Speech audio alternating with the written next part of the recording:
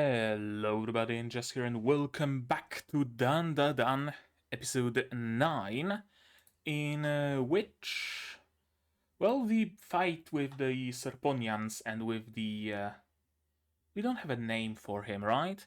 Yeah, I still have enough disk space. I got a little paranoid about it.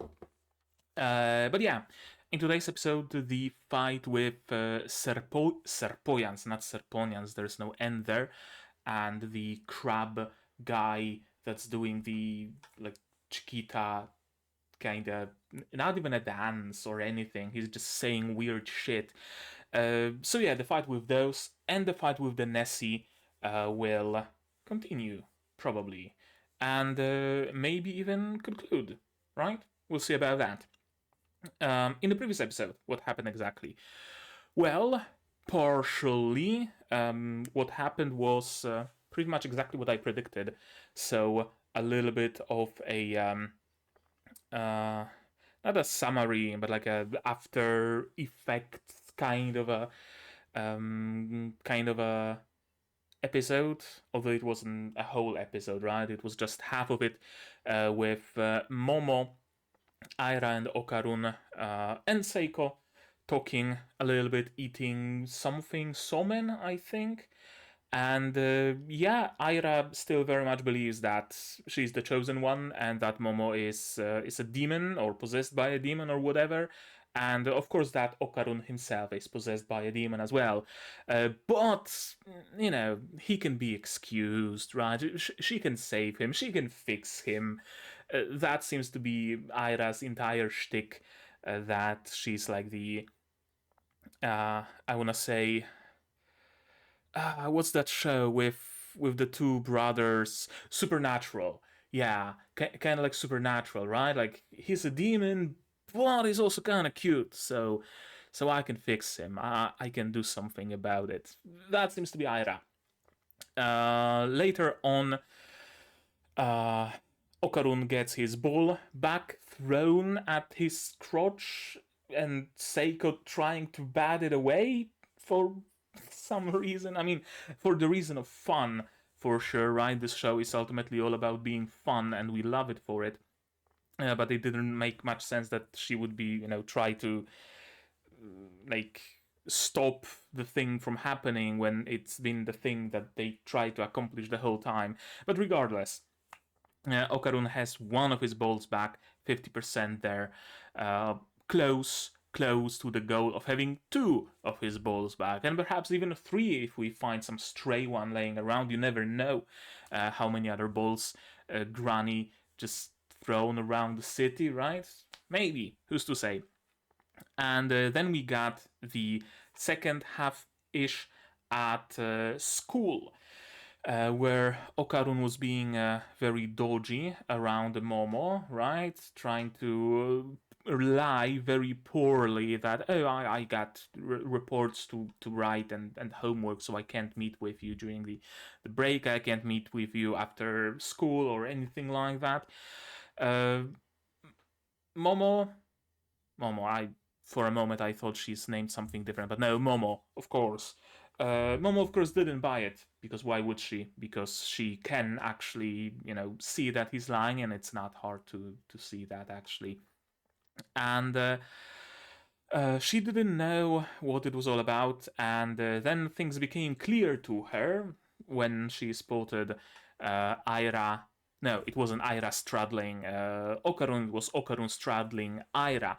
As it turns out, though, what happened is Aira just kind of came onto Okarun, and he did not want her affections, of course. He only has his heart for Momo, as we all know. And, through the, like, usual shonen-y, rom-com-y shenanigans, he just happened to land on top of her, because of course. But yeah, what Okarun was hiding from Momo all this time was that he's been training, and he wanted to train in secrecy, doing push-ups and whatnot, because he wanted to be cool. He wanted to be cool about it. He wanted to come out one day and be like, I can handle this, Momo-san.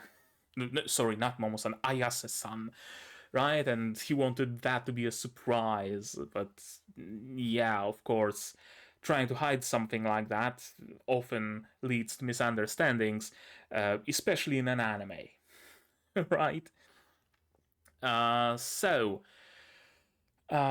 They talked, thankfully, which was very good, right? Momo didn't just run away and hide the fact that she's seen anything. She didn't give him the silent treatment or whatever, and Okarun himself tried to explain himself.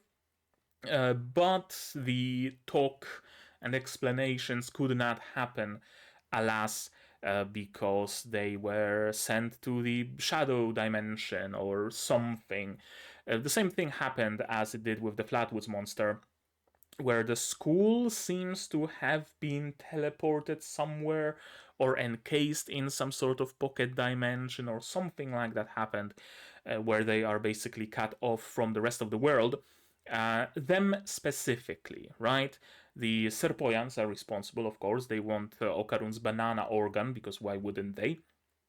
Because specifically they want his powers, and they don't know that those powers come from Turbo Granny. They think that curse is some sort of a banana organ condition, because of course they are obsessed about them. Yeah, they only dragged in people with high spiritual energy or something along those lines, which made for Okarun, Momo, and Aira. Because of course, because she got her essence or life force or whatever from the Silky, as we know, and that probably transferred some of that spiritual energy as well. Momo is somewhere else on like a different floor because she had like home ec, I think, and she met a Nessie that can shoot lasers and swim in shallow water in the corridors at school, which of course makes sense, right? It's just a monster, it's a cryptid, so anything makes sense in DANDADAN, really. She managed to escape narrowly, but she very much wants to meet up with Okarun, as we have heard. And Okarun's first thought was, of course, also to just go looking for Momo. He was with Aira at the time, and they were met with the weird crab guy that I mentioned, right? The dude with a flat head and like crab eyes and boxing gloves. Go figure. Unfortunately, Okarun couldn't quite fight it because he got entrapped by some sort of a force field or whatever created by the Serpoyans, which left only Aira. Not defenseless, though, because as it turns out, to probably nobody's surprise, certainly not mine, she did have a little bit more left inside of her from the Silky than just her life force. She did inherit her powers indeed. She got the mouth guard, which seems to be like the signature thing about everybody who inherits power from some spiritual being or whatever. I wonder if that trend continues. Should we see more characters who also get power from other spirits? Probably, because it's honestly a very strong design point and it would be a waste to not use it further. But yeah, she got the powers. She demonstrated a standing split and luscious hair and a bit of a silky voice, which is interesting because Turbo Granny powers did not change Okarun's voice. Although, sorry, it's late. I'm recording a little bit later than I would have wanted. That's why my speech was a little bit stifled at the beginning, but I'm slowly, spinning the gears and getting better as the recording progresses. But I might yawn every now and then. Right, Okarun's voice did not change, but it might be due to the fact that the nature of his power is different, right? It's a curse that was kind of left behind. Meanwhile, Aira got the essence of the spirit, so it might be different. I don't know. Maybe some of that silky, some of that acrobatic silky like consciousness still resides in her, right? We know that the entirety of the Turbo Granny consciousness resides in the Maneki Neko, doll, so maybe it's just a matter of this. And yeah, that's where the episode ended. So we will probably start just where we just ended, right? We're probably gonna see Aira kick the collective ass of the Serpoyans and the weird Chiquita dude. They're gonna meet up with Momo later on. In the meantime, Momo might kick the ass of the Nessie, or maybe they're gonna meet up and kick Nessie's ass, or maybe they will all just meet up and then they will kick the Serpoyan's ass. I don't know. Something like that is probably gonna happen. And any other expectations? Has there been a fight yet that spanned multiple episodes? Like more than two, rather. I don't think so. Like, I think this fight is gonna be concluded in this episode as well, and they're gonna get right. How's that gonna work when they get like realigned with reality, right? Like when they got whisked away, did people around just see them vanish? Did the time outside of this pocket dimension stop? Are they gonna like reappear in a completely different place, or are they gonna reappear straight up in their seats, or how's that gonna look, right? It's interesting because we know that whatchamacallit, that Okarun's transformation and Momo's hands are not visible to regular mortals. So I wonder how will a phenomenon like that will be seen, or rather not seen by them. Because if it's not seen, then they would just vanish or seemingly teleport, which would be supernatural. So it shouldn't have been witnessed by mere mortals. But how do you like work through both of those things at the same time, right? Not really possible, is it? We'll see. We'll see where it goes. I talked enough, I think, and you probably don't want to hear more of my broken thoughts entering the recording setup. So we should just start watching this episode, right? Shall we? To do that, you're gonna need your subs, of course, as always, to follow along with me. I'm gonna need my sound to hear the opening and everything else this show has to offer, audio-wise. And I'm gonna have to ask you for support. Support the channel if you want monetarily on Patreon or YouTube down below, or not. Share my content, spread the word. It costs absolutely nothing and helps the channel a lot. And with that, we can start watching DANDADAN episode 9 in 3, 2, 1, go.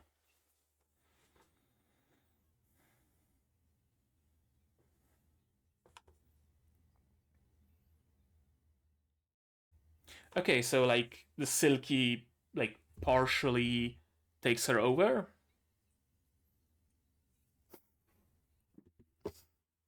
Of course.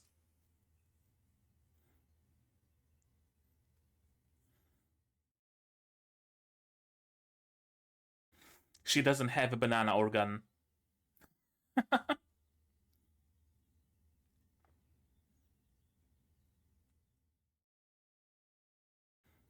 Does do the things that he's spewing have any sort of significance? Like, is it, I don't know, a pop culture reference from Japanese culture or something? Yeah, there seems to be some of the Silky um consciousness still inside of her. What?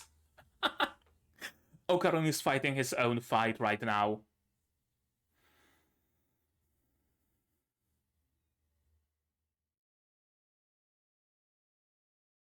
These nuts?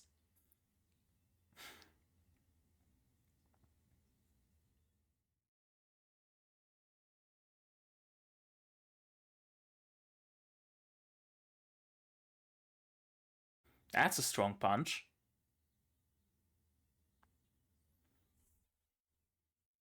Okay, so like the consciousness of Aira and the Silky are like semi-merged, but not like fully properly.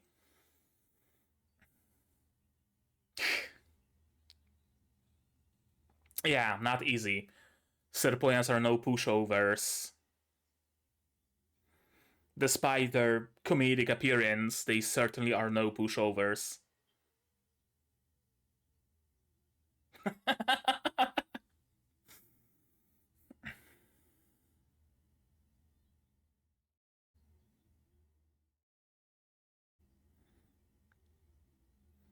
Yeah, and all of them are located at the exact same school. What a coincidence.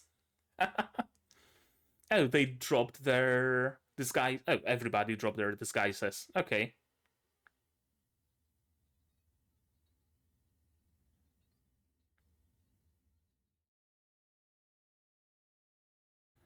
Yeah, you forgot about Chiquita.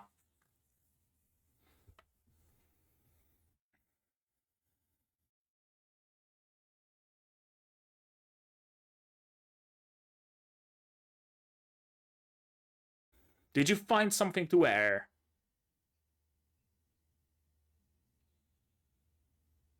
No. Uh, right, protect your banana organ.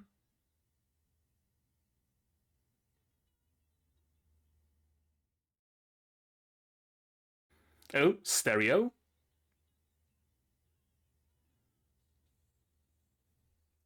What is that? Full throttle?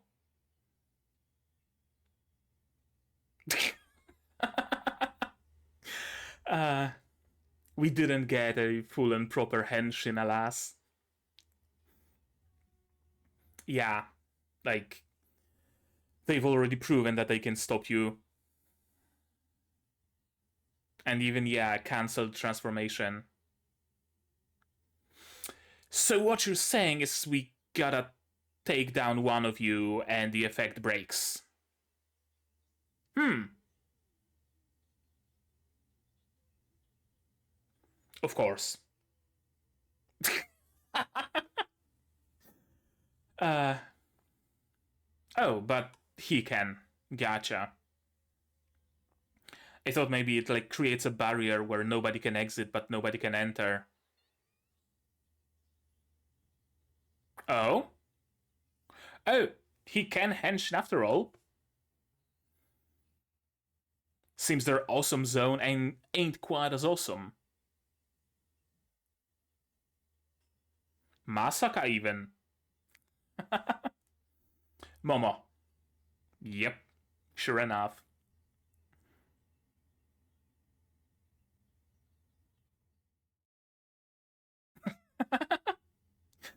uh, run. Uh, they have one natural predator, Momo Ayase.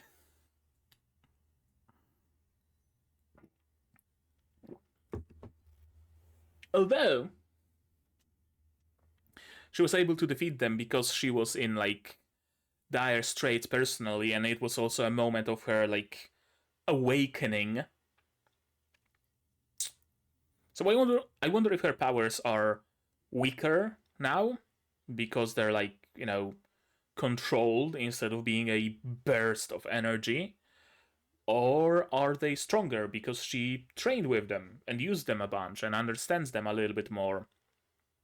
Could go either way, really. We'll see. But yeah, her powers seems to be like perfect counter to Serpoyan's. I wonder if that's why they sent a Nessie after her, right? An enemy that's very physical, but at the same time uses an attack that can't be like grabbed with her telekinesis. Or was that just a coincidence? I don't know. We'll see, maybe.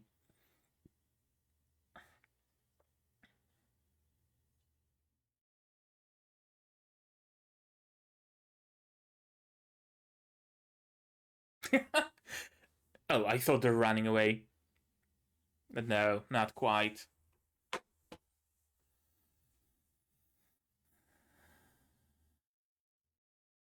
Okay, so they did hire the Nessie.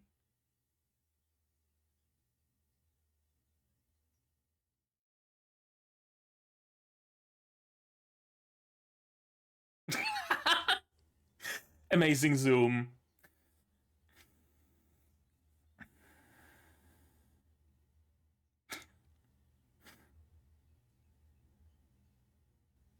Yeah, amazing way to wake him up.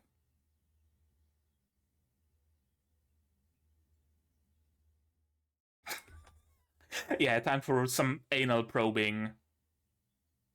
Or brain probing, I guess.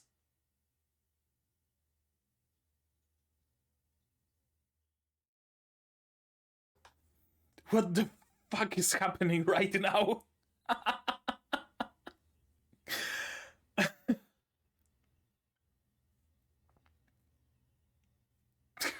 What the fuck is happening? Oh, he turned into a whatchamacallit? Uh ah fuck. Not prawn. The fucking thing that Momo was observing in a like tank.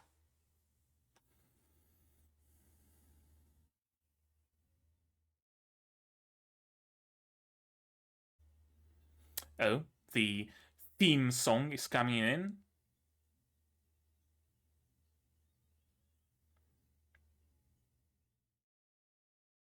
Damn! Yeah, it's so fast you can see it because it's a mantis shrimp. Oh, speed versus speed. Graceful.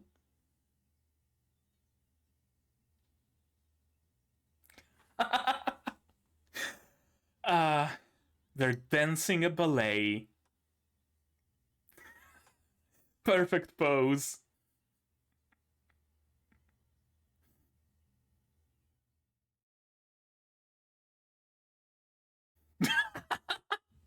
Yeah, she's gonna. That was predictable.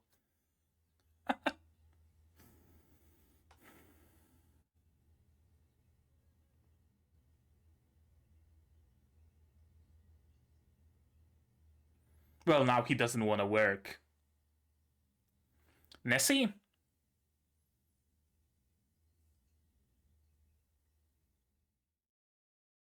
Upside down water? It's gotta be Nessie, right?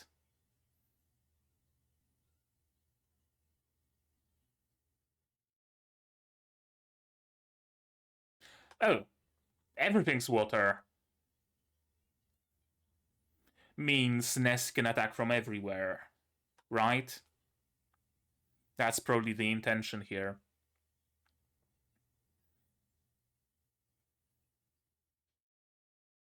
It's a big one.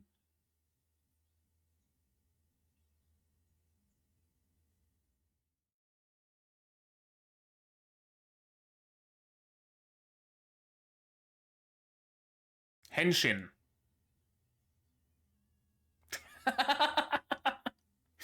Of course. Her face. Okarun finally has someone to talk about aliens about. to to talk to about aliens. You're getting a 50% cut.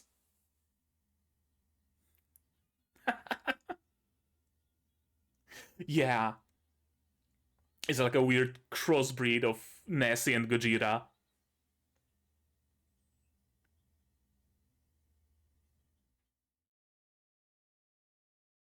Can't you henshin?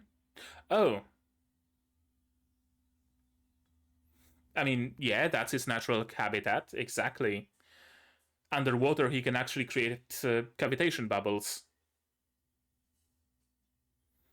In the air, not quite as easy. Oh, he can. I guess he didn't get underwater breathing from a mantis shrimp, though.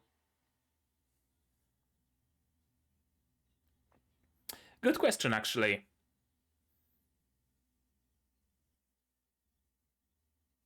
He can run fast, but running is not swimming.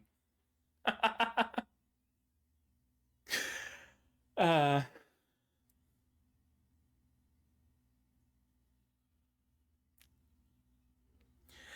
Ira left dead in a ditch.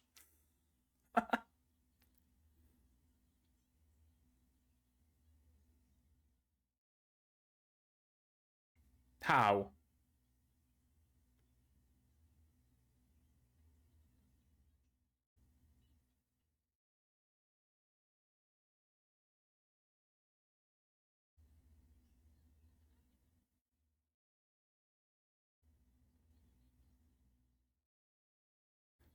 I mean, fair. In a way. Perfect time for a lover's spat.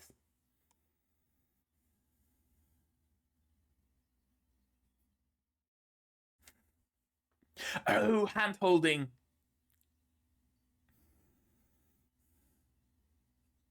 The magical fix.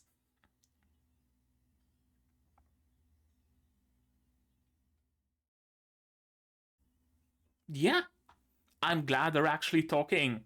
Good.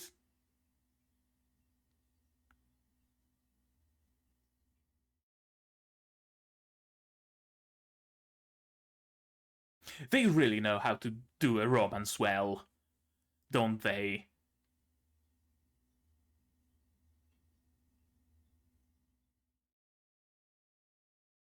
Air transfer.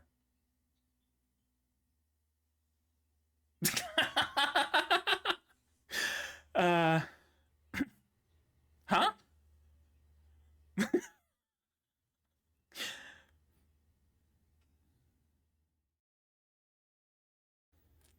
Like, oh, he can't swim, but she can carry him.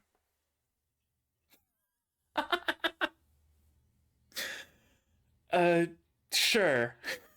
I guess that works.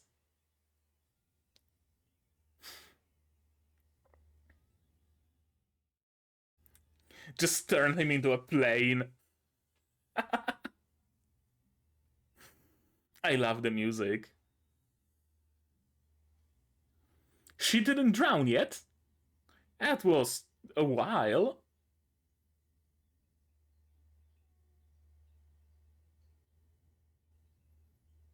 CPR.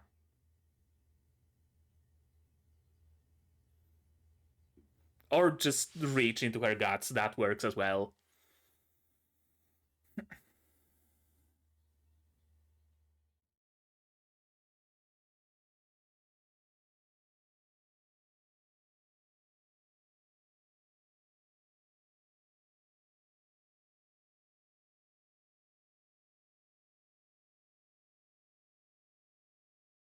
Doesn't seem that way, no.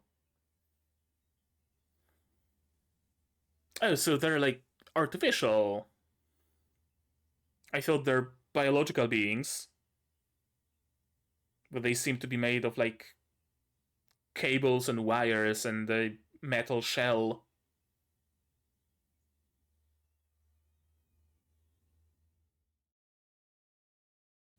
Combiner attack. uh, Body cable.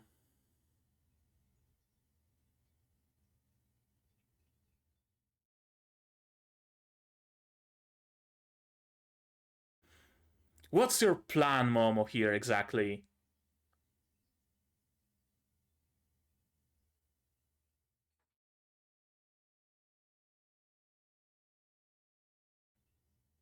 Okay, they're going after Nessie. Oh, a combiner of Nessie with Serpoyans and the mantis shrimp? Or not? Did the Nessie agree to be combined with?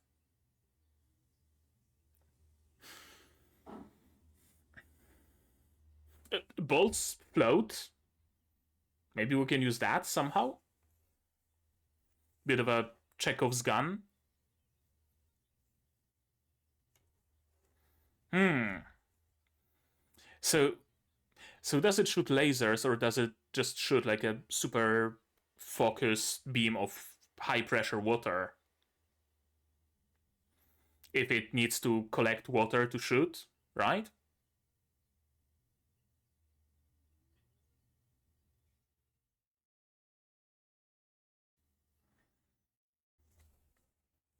Oh, that's cool art.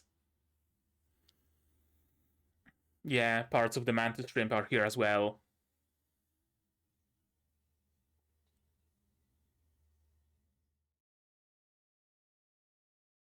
And it is high pressure water, not a random laser beam. I guess it's so high pressure it glows, right? Like a cavitation bubble.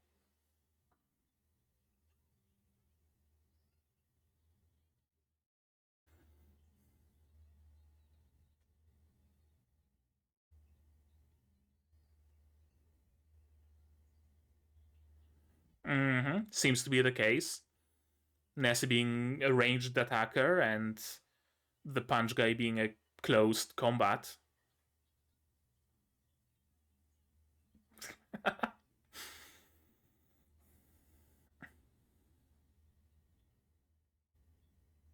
Yeah, what about the mantis shrimp punches? Besides the fact that it's a cavitation bubble.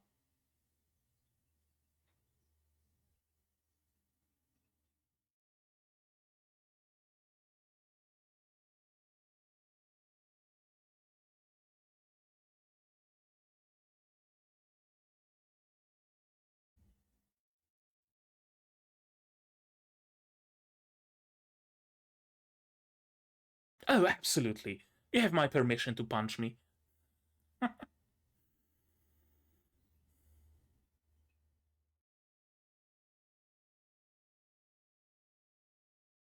Hmm? What just happened? Oh, she removed water.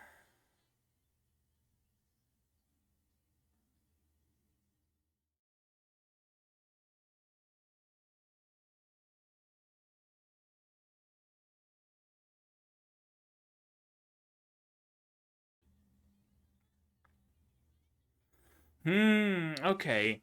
Right, because water has more resistance, so if you're like trying to move as if you were underwater, but the water is taken away, then you're moving at a much higher speed and strength in the air. Okay, makes sense actually.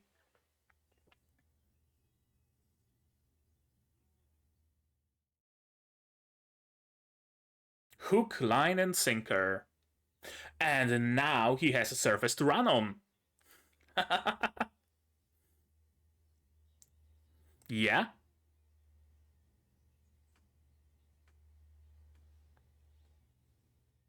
He frayed some of those hair.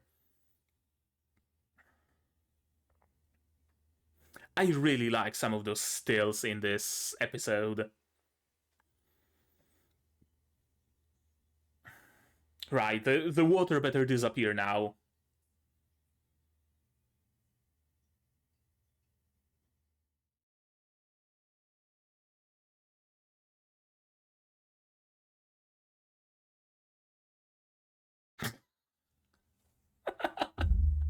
Well, that's a very precarious position. All stripped, naked, to boot.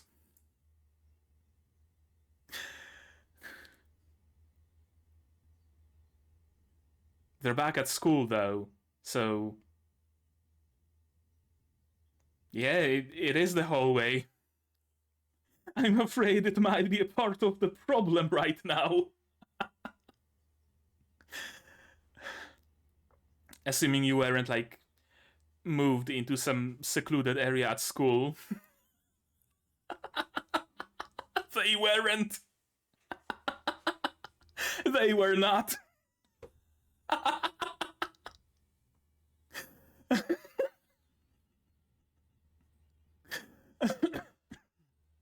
Uh, we have a bit of a menage a trois,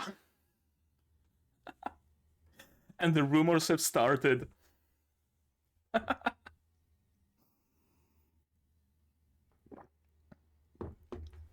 Perfect ending to this arc, honestly. Windows wanted me to log into something, but it didn't tell me what, so...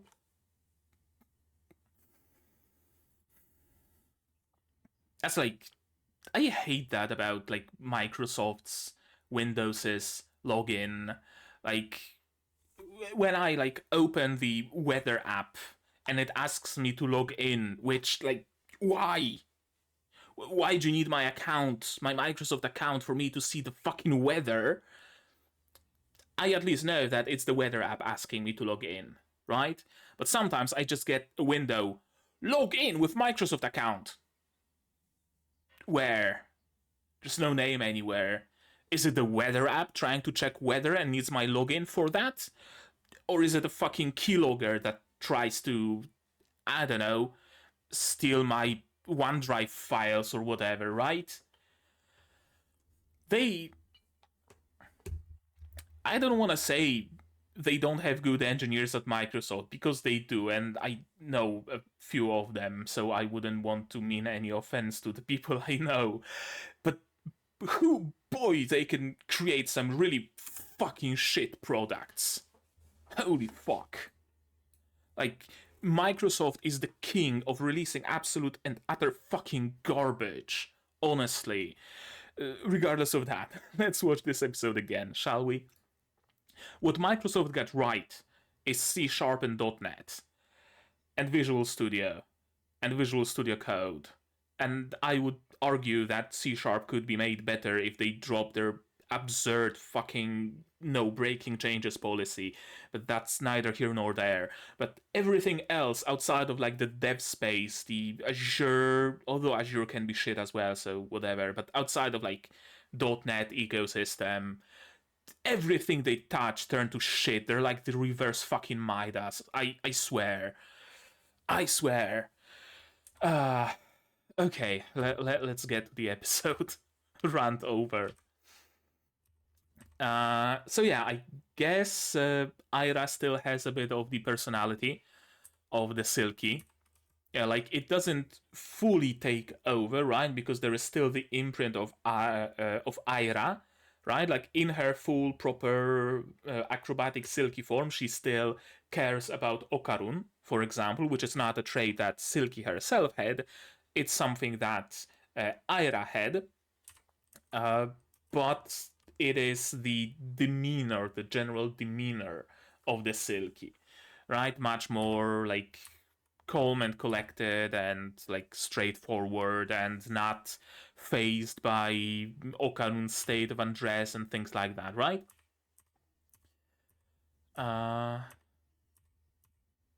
Interesting. So I guess that if Okarun also get a bit of Turbo Granny personality inside of him, then he could do, like, a full henshin, and then Turbo Granny would take a bit of control over him. I guess that answers the question from the beginning of the video, right? Near the beginning of the video. Like, why does she change her voice when she henshins, but Okarun doesn't? Well, she changes her voice when she henshins fully, not when she has a partial henshin. What is inside of this locker? That's what I wanted to know. Some figurines, like an elf Buddha figurine, a monster thing figurine, some cotton branches, I think. On the left, is like a pig's snout mounted to the wall, something like that, but with, like, a mouth part. Is it like a elephant snout? Yeah, it looks like the tip of the elephant snout because of the, like, big upper lip on it, but elephant snout doesn't have, like, mouth at the bottom, so I don't fucking know what it is. And some generally weird shit. It's like a weird fucking shrine to the elf guy in the middle, I guess. Yeah, that one frame was a little smeared because they just, like, zoomed in, but it's just a single frame. Everything is dynamic, so we don't really focus on that. Serpoyan form serpogrammetry, of course. They still have the attack of using holes in the side of their hand, apparently. Did he have any clothes inside? Oh, I thought it might have been like his backpack or something, but no, it was his like gym clothes bag. And it got hit with some shrapnel, and his gym clothes are now torn. Gotcha. I thought that he might actually find something embarrassing to wear, like I don't know, a school swimsuit of. He doesn't share class with Momo, so probably not Momo's, but like someone's school swimsuit, like some girls from his class. Does Ira doesn't share class with him either? I don't think. Does she? No, I don't think she does. Could be mistaken there. But yeah, I fully expected him to wear a school swimsuit. There seems to be a lot of references to the crab guy or shrimp guy or whatever. 3510. That's a number that has meaning, I assume. I'm gonna Google it real quick. 3510. Or it could be 015E, but probably not. 3510. Dell Latitude 3510 business laptop. I don't know if a Dell laptop is the reference here, but it's what Google came up with. But everything he says, it like seems like complete and utter gibberish. But I think there are bits and pieces of references in that gibberish. I just can't decipher any of them. So I assume they are like deep Japanese pop culture references, like to a show from the 80s or a boxing match that happened in the 70s, or like something like that, right? Or maybe some obscure anime that got like 3 episodes in 1993, right? Something along those lines, probably. I really like the portrayal of Serpoyans in this episode. Like, they are portrayed as an actual fucking danger. Here, especially. And this little still really reflects that well. Serpoyan's design and their speech patterns and their voices and everything about them is super fucking goofy. Right?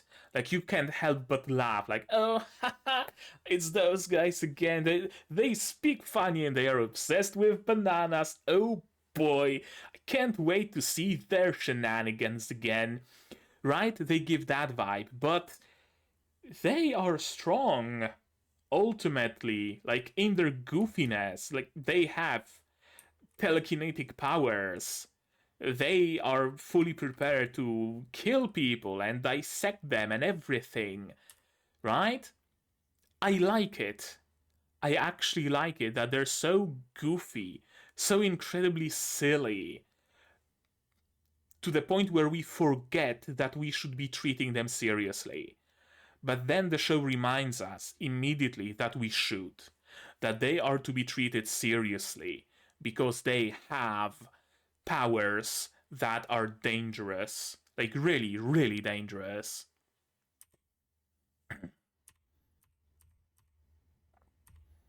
This wasn't in the plans, but we will take your banana organs as well while we're at it. I wonder if banana organ is not necessarily the penis now, because he says banana organs plural, and I don't think Aira or Momo have banana organs, unless I don't know something about their past.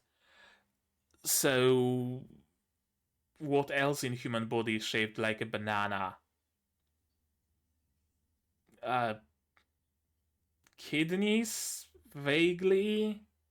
Liver, kinda, but not really. Like a squished banana. Nothing else comes to mind, not really, unless something that I don't even know exists in human body, which I would think that I have decent understanding of biology. I don't know, spleen maybe. I don't even know how spleen looks, so it's entirely possible that it's shaped like a banana. Yeah, they are not, like, they are goofy. Yes, absolutely. But they mean their fights, they mean their punches, right? It's not a goofy fight with the, I don't know, with Team Rocket, right? Where they create a meow shaped car and they put a taxi sign on top, and that's their genius plan to take you for a taxi ride, but not really. Haha, so devious. And then they get defeated and Team Rocket blasts off again, right? No, it's not like that. It's as if Team Rocket made a meow shaped car and put a taxi sign on it, and then when Ash and Pikachu boarded the taxi in the back, James would pull up a fucking Glock and shoot him, right? Like, it's this kind of thing where it's goofy, but they actually mean business. And I really, really like that about Serpoyans. I really do. Like, you know full well that they are willing to hurt, they are willing to kill, they are willing to do everything like that.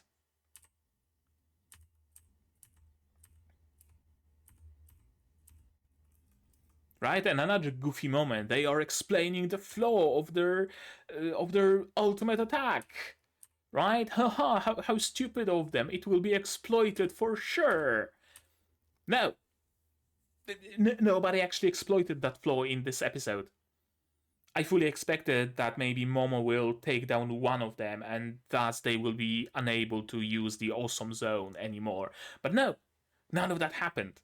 So in retrospect, them revealing their hidden flaw was fairly inconsequential, right? Which again goes against the usual beats of how a situation like that goes. We still have so much of the episode to cover.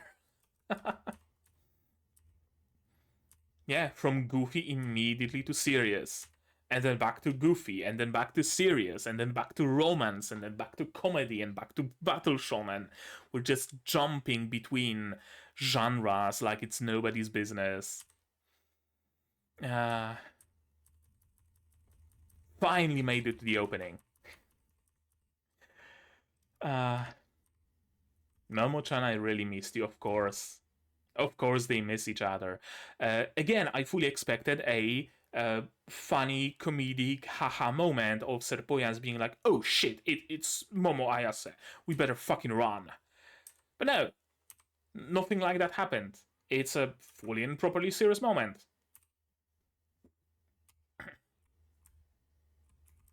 Right.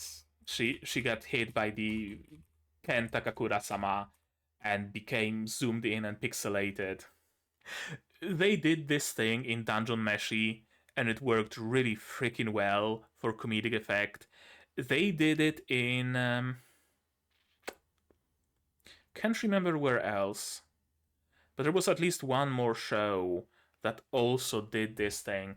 I'm not sure if it wasn't actually one of the earlier episodes of DANDADAN. I can't tell, honestly. I think it was a different show. But yeah, and now in DANDADAN we get this exact same thing, except twice. And it hits each time because the cause of it is the same, because Ken Takakura. Amazing way to wake him up. Just smack him in the head. And right, again, it's goofy that he's taking out his mechadong and stabbing this dude in the head, and there's a funny, ridiculous gibberish of a song playing, but ultimately he like stabbed this motherfucker in the brain and injected him with whatever bullshit. Serpoyans have absolutely no like see absolutely no worth in lives, absolutely no worth in individuals, right? Like to them, the gig worker was just a gig worker, disposable and worthless ultimately, right? He wasn't a person, which again, there's the goofy bit and then there's the serious bit about the Serpoyans. Businessman. He was bitten by a radioactive business. You mentioned that name, you die. What name? Takakura Ken? Or is the reference of businessman, Japanese businessman, a reference to like some show with Takakura Ken?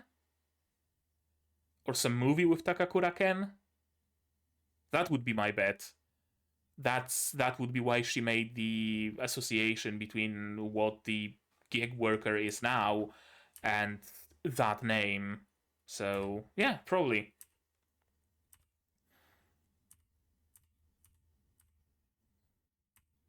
I love how perfectly in sync and how perfectly in like dance they are together, right? Like if not for Momo, then I would absolutely say that they are made for each other because just look how well the both of them flow in combat, right?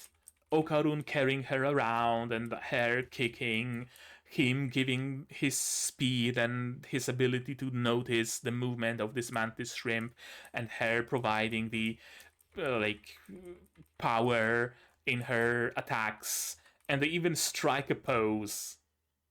I am one with Takakura-sama, she says in a okay, well, it's not quite aligned, but still.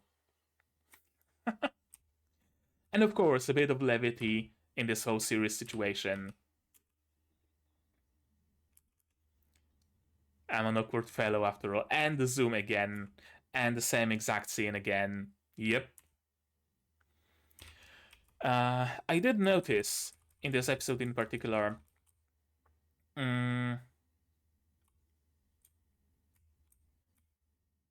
Okay, so it's not like they're. That's interesting, actually. They're not blurred because they are like zoomed in or anything. I'm talking Okarun and Aira. They are blurred to like imitate camera's focus shifting. Interesting. I don't ever see anime use that actually. Like things in the background might be blurred, but even then they are usually not. Unless they want to go for like specific style. Things in the foreground being blurred. Or maybe I just don't pay enough attention to notice that. And the Nessie's here. And my camera is blinking for some reason, so let me restart it right... what? No, this. So let me restart it right quick. Deactivate, activate. There we go, should be all better. And the Nessie is here. And of course he is obsessed with it, because of course. Interesting that the Serpoians hired the Nessie, because that would imply that Nessie is like sentient. But then the Nessie just destroys the Serpoians. But then they say that Nessie will be paid less. And why would a mindless monster care about being paid? So what is Nessie exactly here?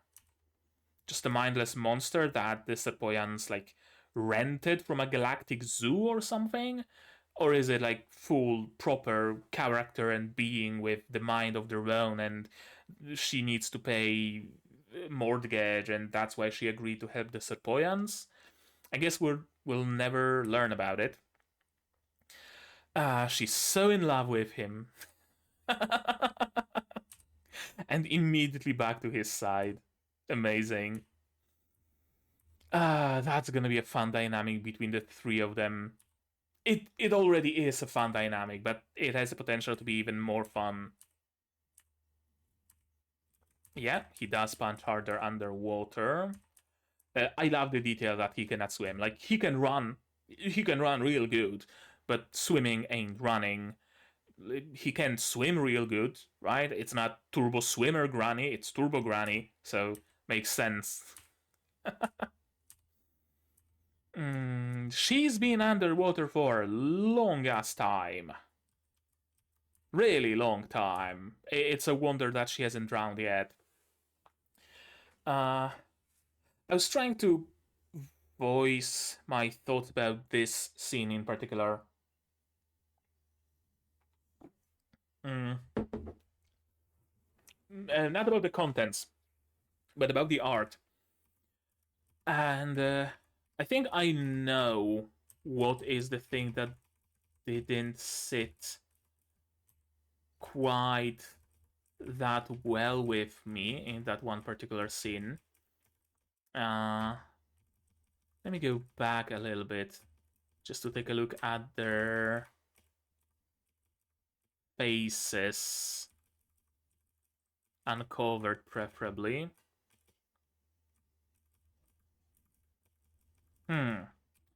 Yeah, think I think that's it. Okay, let's go back to the scene. A bit further. Here. Yeah, I was wondering what didn't sit well with me. I think it's the fact that their mouths are very anime. Like, this is what made me feel not like 100% about this scene. Uh, it seemed like a bit lower quality to me than the rest of the episode and the rest of this show. And it's probably because of their mouths. We don't really see the whatchamacallit, it's unfast when in front and profile, right? We don't really see people's heads, people's faces in like full profile in this show, from what I've noticed. They're always turned at least a little bit towards the camera, right? There's always some sort of an angle. You never see them like fully side view to the camera. And this is fully side view to the camera, but also in a very like anime way, where the mouth is exaggeratedly open and the profile of the face is exaggerated and you only see a single eye, but they gotta show that it's big, so it's also exaggerated. And you see their lips like covering part of their teeth, but that's not how mouth works, right? Like, that's at least they don't get this like side bean mouth. Like, look at Momo here, she has like full proper lips, but they look like swollen and fishy on her. Okarun gets the side mouth, right? Yeah, this entire scene artistically really didn't sit well with me.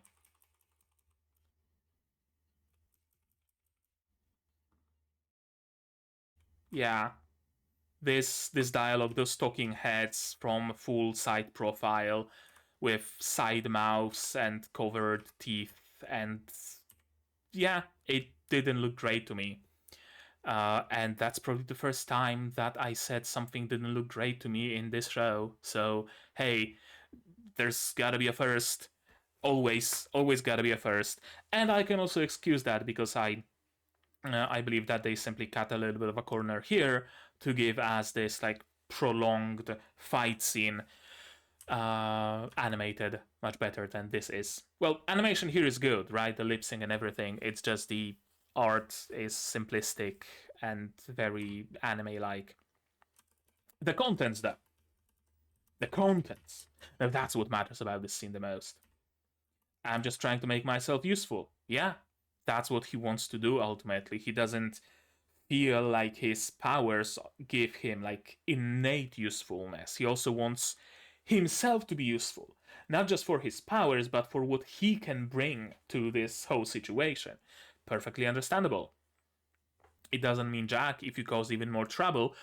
Also perfectly valid, right? Like, intentions, sure, it's good that you have good intentions and valid intentions, but if the result of it is you causing some chaos, then is it really worth it?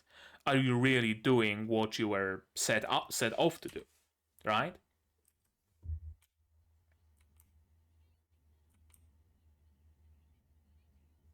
Making up all the time. Yeah, you just saw them once. Uh, no, I don't care. Of course, it's not bothering me. I really like that they got it out of their system. Uh, as I already said multiple times, DANDADAN really understands romance and really does romance well. In a lesser romance show, this would have happened like 7 episodes later. Honestly. And I fucking hate this shit. So I really like that they did it here. And I really like this moment. If you actually care, then tell me honestly that you do. Yeah. It's weighing on me whether you care or not. I'm, self conscious about it. I'm unsure. So tell me if something's weighing on you to give me that certainty and let me explain myself. Don't just chimp out. Tell me what's wrong and I will try to address it. I really like that. I don't care about other people, but I care about what you think. So, if it's some sort of a misunderstanding, if I can alleviate that somehow, then tell me, and I will. I really like this moment. I really do. And almost a kiss. Such a romantic moment. If only he hasn't been completely nude. But yeah, I expected something like air transfer, like Momo is drowning because she didn't take a breath that Okarun did, so he's gonna like do the lips to lips air transfer or something. But no, we don't get a purposeful kiss quite yet.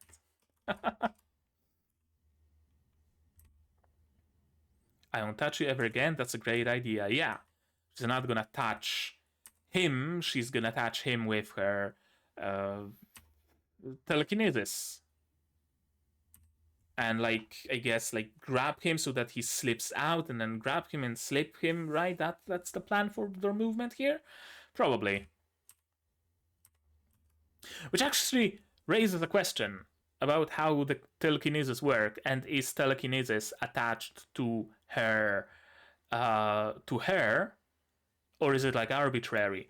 Could she grab her shoes and lift herself off the ground? That's the question here. That's the ultimate test for telekinesis.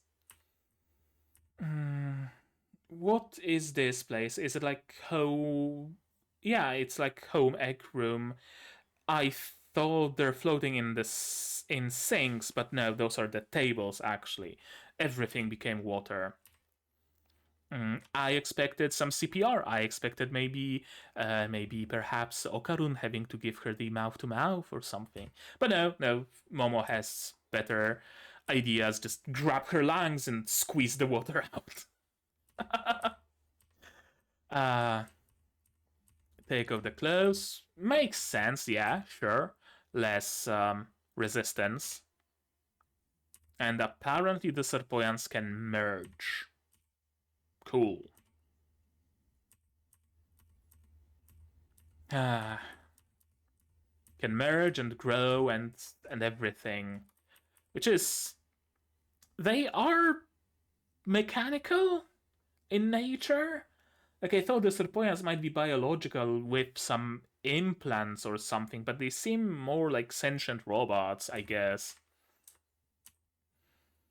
Run out of water. Yeah, okay, so those are not lasers, they are just jets of hyper pressurized water. I really like the stills in this episode. This looks fucking amazing. This would make for a great wallpaper on like an OLED screen, right? If I ever get an OLED screen, and if the OLED screens ever solve the issue of burnout, or we get some technology of the quality of OLED but without the burnout of OLED, this is like the perfect background, honestly. I love it. And again, it sells the sheer like danger of these Serpoians. Yeah, they're goofy, but they're also really fucking dangerous and ruthless. They will take over some creature and merge with it and just completely violate its body and take control over it to create a unholy monstrosity to get what they want. Great. Yeah. Cool. Laser beams and mantis shrimp punches. We might have had a chance on land, but there's nothing we can do underwater. Right, I love that his first thoughts are, there's nothing we can do. A little bit of his henshin self slowly, like, encroaches upon his mind. High compression water blast has run out yet again, but yeah, still get the punch. I was wondering what Momo is doing here. Is she like calling for, hey, Okarun, you can do your thing now? But now she's like, come at me, bro. Cool. Cool, cool, cool. And I was really confused what's happening here, because it happened really quickly. Yeah, she removed water, and he just raptured. Another amazing still. Not quite still, because like his eyes are blinking, but it's just a like layer with a filter or whatever. Yeah, some really amazing still art in this episode. Shouldn't have merged together with that Mantesian. I guess the name of that species is Mantesians? Or did Momo just come up with it on the spot? Mantis shrimp's punching powers are unparalleled underwater. I think we got like a frame of real life footage at some point here. Can I even find it?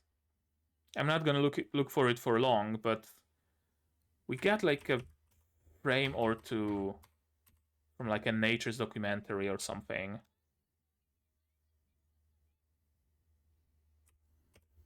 Yeah, here we get like the frame by frame explanation of what happened. Yeah, he'd have imploded from the impact of his own punch. Exactly. Cool. I like it. It makes sense. As I already said, if you're doing a movement underwater, it takes much more strength to do that because of the water resistance. So if you're trying to punch a wall underwater, you need to put much more power into your punch to the same effect.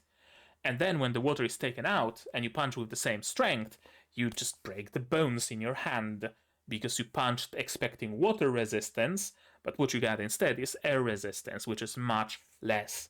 And the same thing happened here. Cool. I like it. I really, really like it. And she can use her telekinesis to create a bubble of air. That's cool. And also use it as a shield. A path to run. And I think he did fray some of those hair. Some of those luscious, silky hair. When he started.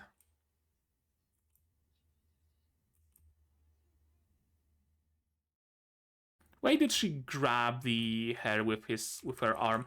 Oh, to create an air tunnel. Of course. He can't run through water, but he can run through air. On a solid surface. And Aira made a boat out of her hair, which is also amazing. Yeah, it's like a spinny boat that she uses. And her hand creates an air tunnel. Yeah. And now he can go full throttle. Yeah, some of those hair have been frayed, for sure.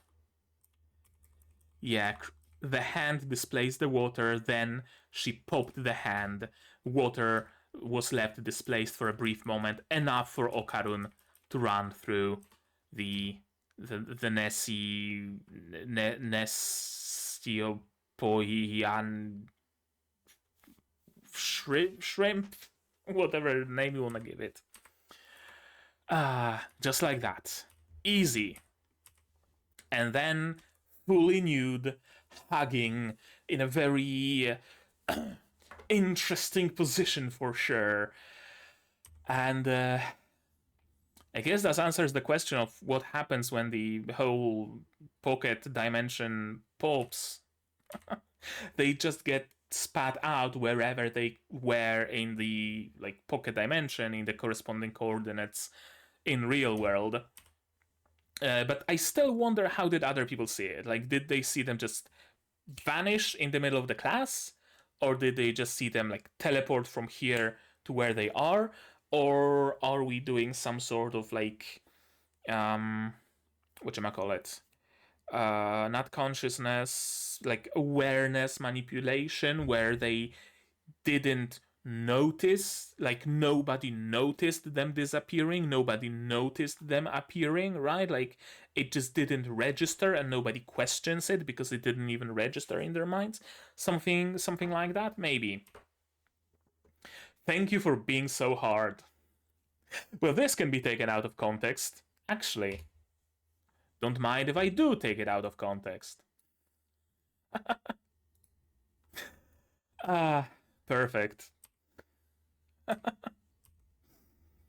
And it had to be the middle of the corridor, and people are filming because, of course. And I love the Muppet faces. Ayasu from Class B, that Four Eyes is going at it. And then we have Aira also join the fray with her own funny, weird, stretched face. There's gonna be some rumors about a ménage à trois between them. Absolutely amazing. Absolutely amazing. Amazing way to end this episode. Holy shit. Oh boy. That was a fun one. That was a very, very fun episode ultimately. I really enjoyed the portrayal of Serpoians. Not Serponians, Serpoians. You gotta remember that. I really did enjoy it. I really like the contrast between goofy and dangerous. And they straddle that line perfectly. They're just about goofy enough that you forget they are dangerous, and then they show how dangerous they are, but not quite enough to the point where you would forget how goofy they are, right? Like they don't change from goofy to serious, from goofy to serious, right? It's not like a wave or whatever. They are goofy, but then you have those spikes of, oh shit, they're serious. And some of them you don't even realize until you actually look at the situation, because in their goofiness they absolutely mask what happens, right? Like you watch them throw Aira at the wall and threaten to rip out her banana organs, and you're like, ah, oh, they're so goofy. Huh? Well, they just did that, right? I like it. I really do like that about Serpoians. Probably, honestly, one of my favorite villains in this way. Really, honestly. So that was great. I loved all the dialogue between Momo and Okarun. That was great. That was heartfelt. That was very human, right? Like they behave like humans. Like Momo went. She didn't go straight with, yes, it bothers me, and she meandered around it with, no, it doesn't bother me. I don't care what some slut and a liar do, right? But still, it was an admission of the fact that it bothers her, and Okarun was also straight with, hey, something bothers you, tell me about it, right? I want you to have a full understanding, and I'm gonna explain. I'm gonna make a fucking PowerPoint and show you what's going on, right? Just give me a chance at explaining and tell me that you want me to explain things, which is very mature, and I love it. As I said, any lesser romance show would just stretch that thing across multiple episodes, but not DANDADAN, and that's good. That's appreciated. That's very fucking appreciated. You have no idea how much. I really like the addition of Aira to their team. It makes for some really, really good banter, especially since Aira has no clue about Momo's weakness when it comes to Takakura Ken, so she's gonna be dropping those things casually, and Momo's reactions will always be precious. I actually really like the fact that she was so in sync with Okarun when they were fighting. That's actually something really cool because it makes Aira not be that like third wheel in a way. And I wonder if that's going to translate to romance as well here. Very often in shows where you have some romance bits with maybe some a little bit of harem, maybe a little bit of like romantic triangle or things like that. Usually the primary waifu is established and the rest is just essentially bait, right? Like you know from the get-go who's gonna be the primary waifu, right? Like you know that Zero is gonna be the waifu in Zero no Tsukaima, right? It's obvious from the word go.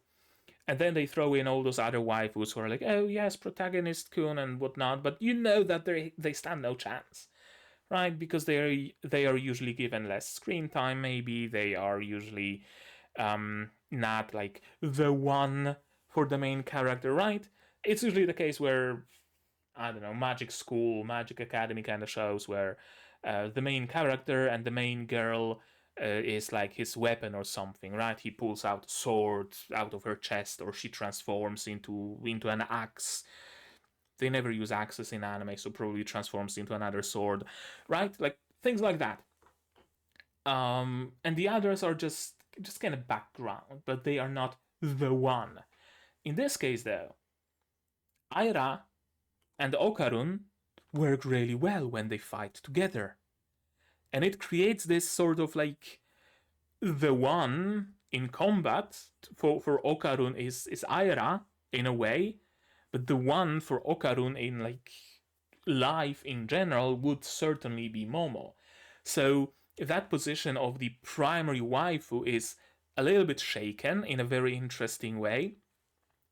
We know that it's probably not shaken at all, that there's nobody else for Okarun but Momo, and there's nobody else for Momo but Okarun, right? But still, it gives us someone who isn't the main heroine, who isn't the main waifu, but who also can claim that she's the one, and she has like facts to back it up. It's as if Magical Academy show introduced another girl from whose body the main guy can also pull out a sword. And it's a better sword than the main waifu had, right? Like something like that. They never do it. DANDADAN did. Good. I like it. I really do. I really, truly enjoyed this episode. Anything else to say about it? Uh, Besides those like couple of faces that seemed kind of odd.